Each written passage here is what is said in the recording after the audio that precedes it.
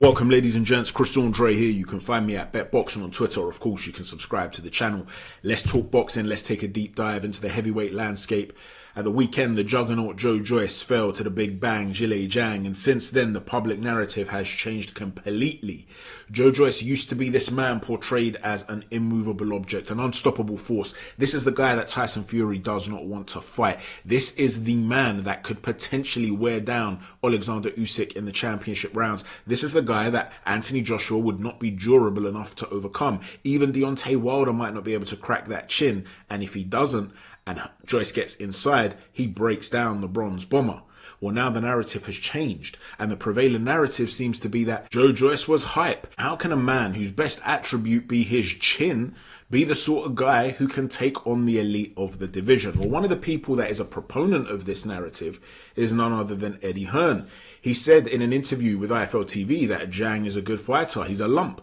But he gets destroyed by Anthony Joshua. And if you're losing to Zhilei Zhang, you have no chance of becoming a heavyweight champion of the world. He also goes on to say that if AJ was the one in there against Joyce, he would have been pinging Joyce's head all over the place. And if it was Alexander Usyk, he would have been landing 6-punch combinations. He was basically implying that any puncher who's a top-level fighter is going to expose Joyce, and that he's worried about the amount of punishment he's taken over the years. And when he's asked about Daniel Dubois, I mean, he's a puncher, he pulls a face and he says, well, he got outboxed by Joyce.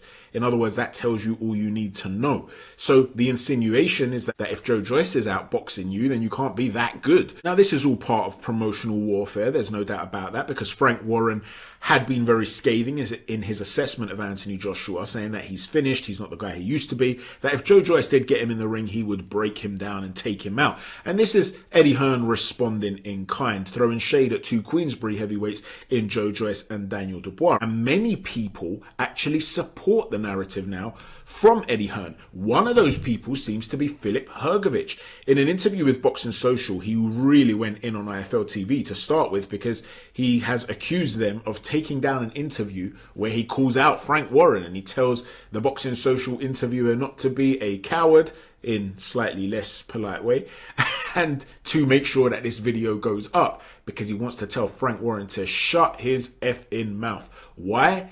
Because he had been saying that Hergovic is not really the boogeyman in the division, that he's not really a prospect or a danger to the heavyweights. So he's saying, am I a prospect now, Mr. Frank Warren? The guy that I beat came and absolutely destroyed the old man. And a few years ago, I sparred with Daniel Dubois, and I put such a beating on him, he actually postponed one of his fights. Your fighters are hype jobs, Mr. Frank Warren, is the message from Hergovic. Ironically, by the way, Joyce has a win over Hergovic in the amateurs. I know it was a long time ago, a decade ago. But in addition to that, another irony to throw on top of it is that Hergovic himself was a victim of this sort of narrative, this sort of critique. He was considered the boogeyman of the heavyweight division. Many people started to refer to him as somewhat of a useless man of the heavyweight division, a hype job. His stock had dropped dramatically because of his performance against Zhilei Zhang. So the very thing he's accusing Frank Warren's fighters of, in particular Joyce in this case, is the same thing that he was accused of, and many people felt he lost. Now, like I said, I felt that he beat Zhilei Zhang by a single point, but the point is that people are reacting massively to any given individual performance. And in addition to that, you're seeing fighters getting credit for the achievements of other fighters. In other words, there's an automatic assumption that because Joyce lost to a perceived lesser fighter in Zhang, that he would have absolutely no chance of beating the elite guys. The irony is that even Zhang, who's the winner of that battle, is undermined. He told Boxing Social that if he could fight anybody, he would fight Tyson Fury. He does not believe he has the chin to survive the big bang, and people have dismissed that too. The reality is that boxing is not just about levels. It's equally about, and sometimes predominantly about, styles and how they marry up against each other. And that's why you can't write Joyce off even against the bigger names despite losing to Zhang. And I'm going to give you an analogy to show you exactly why that applies in a moment. But first, I also want to address the fact that a lot of people are writing him off to be able to beat Zhang in a rematch. You see him as stiff, robotic and cumbersome. And I explained in the preview and in the post-fight review that actually his agility is there, but for him to be defensively astute, he needs to be aware of his positioning, and he got that very, very wrong against Zhilei Zhang. That's something that can be rectified. But also his agility is on show when it's premeditated. because he doesn't have the reflexes to react to what the opponent's doing. He's too slow for that. But what you saw, for instance, against Daniel Dubois is that he would attack knowing that Dubois was coming back. He's almost hitting and then being ready to get out of the way. And that's when you could see the agility on show. You could see head movement and lean backs from this very, very tall man. And big man, heavy man, pulling off to the side. A lot of super heavyweights do not move in that way. He will show that sort of head movement, those little bobs as well, as you can see here. And so he's a heavyweight that can do these sorts of capoeira type front flips in the ring. How many big super heavyweights can you imagine doing that? Can you imagine Tyson Fury doing that? Can you imagine AJ doing that? Makhmudov? He's a very naturally agile guy, but he lacks the reflexes.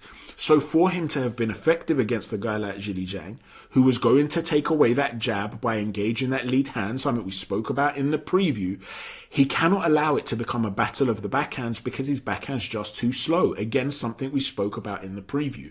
So his positioning had to be on point, and so did his premeditated evasive moves. He got those things wrong. He did not employ those things.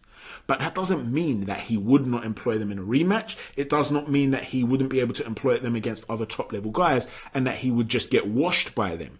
But let me give you an analogy to explain to you this thing about styles making fights. Do you guys remember Top Trumps, the card game? In this particular case, you can see the Greek mythology example on your screen. There are a variety of different themes. Let me just explain for those of you that might not know the game. Each particular card has a different character.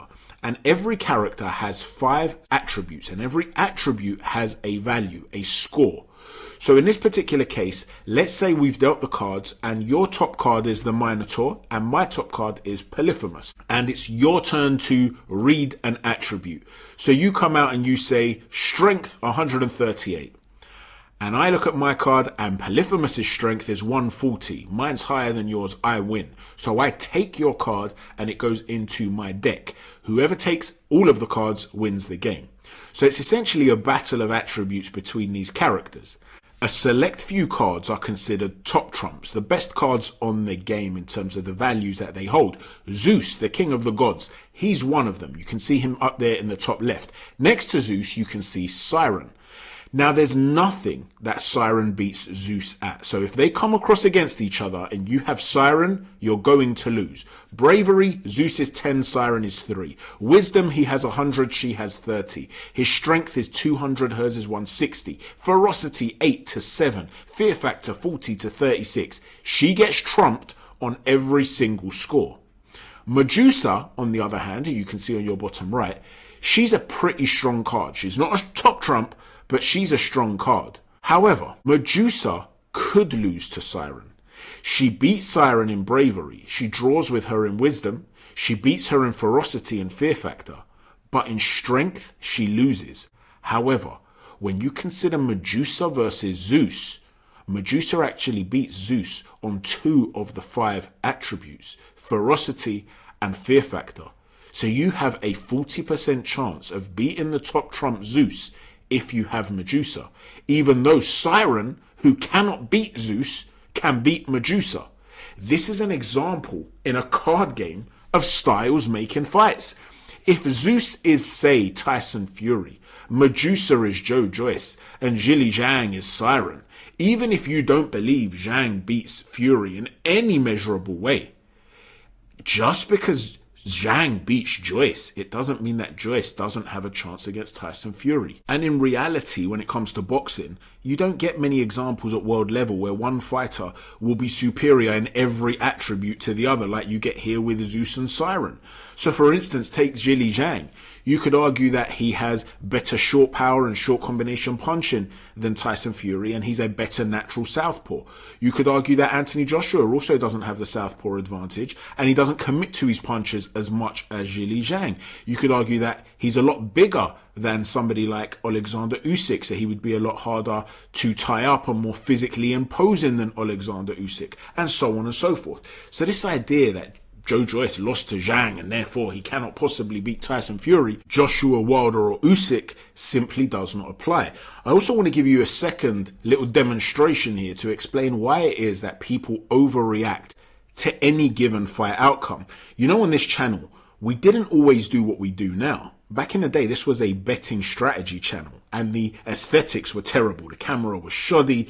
The microphone was even worse. I even had this woman who worked in TV. I don't know how she got into TV. I've lost touch with her now, but I can't imagine she was too good at her job, because some of the advice she gave me was woeful, but I didn't know what I was doing back then, so I just took it. She was basically saying, to be a successful presenter, you need to essentially become more like a Blue Peter type of presenter. You know, start to speak with a higher pitched voice, more polite, more gentle. It was terrible, but the quality of the content aside, we used to smash it when it came to betting strategies. Why? Because we understood that the market was overreacting consistently to any given result, and that the echo chamber created in the public narrative was often wrong. And so you had to know when to go against the grain, when to be contrarian. If the prevailing public view was usually right, everybody would be gambling and becoming millionaires. The fact of the matter is, the bookies make an endless profit because the vast majority of people don't know what they're watching when it comes to boxing.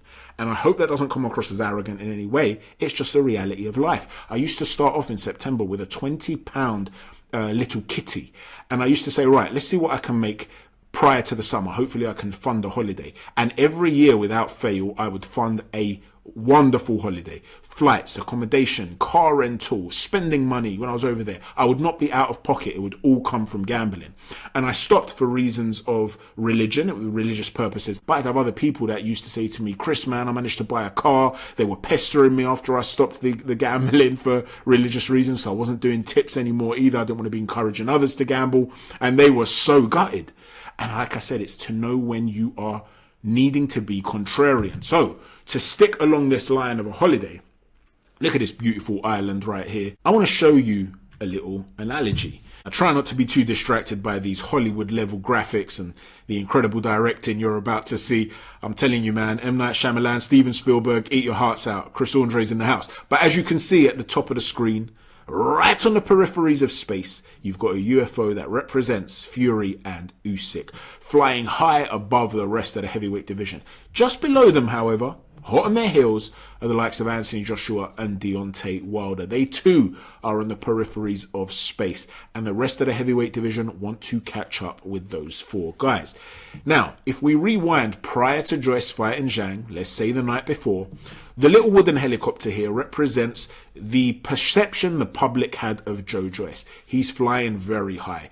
Right at the top of those clouds, he's got his sights set on AJ Wilder, Fury and Usyk. The little blue helicopter just underneath it, that was my perception of Joe Joyce. I too have him flying very high indeed. He is also looking at those top four and wanting to take their places. And I can't write him off against any of them. But I also cannot write off Zhang against him. And as I said in the preview, there's a very real possibility that Joe Joyce is going to lose this fight because his weaknesses marry up very well with the strengths of Zhang, and vice versa. And so I felt it would either be Joyce late, the most probable outcome, or Zhang early, the second most probable outcome.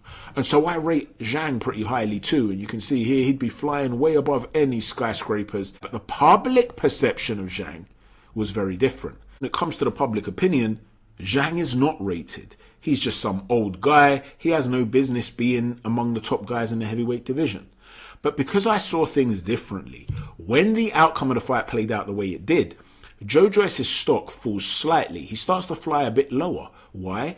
Because his level isn't actually changing, in my opinions. I already know what he's good at and what he's not good at. And the fact that it was reinforced isn't going to have a major impact on how I rate him. Yes, it affects my opinion somewhat because I thought the most likely outcome was Joyce to get him late. So although I thought that Zhang early was a very real possibility, if I had one pick, I would have said Joyce late. So his stock is going to fall slightly in my view. By the same token, Zhang's stock's going to raise slightly in my view. They're still very close to each other, and they still both have in their sights the heavyweights in the upper echelon. However, if you look at the public opinion, the prevailing narrative, it's somewhat different. Zhang hasn't been catapulted to this newfound stardom. He just raises slightly. Because Joe Joyce has to be below him, according to many people, Joyce absolutely plummets to near crashing in the sea, having a terrible crash into the trees of the island. You see, those massive overreactions is what you want to avoid.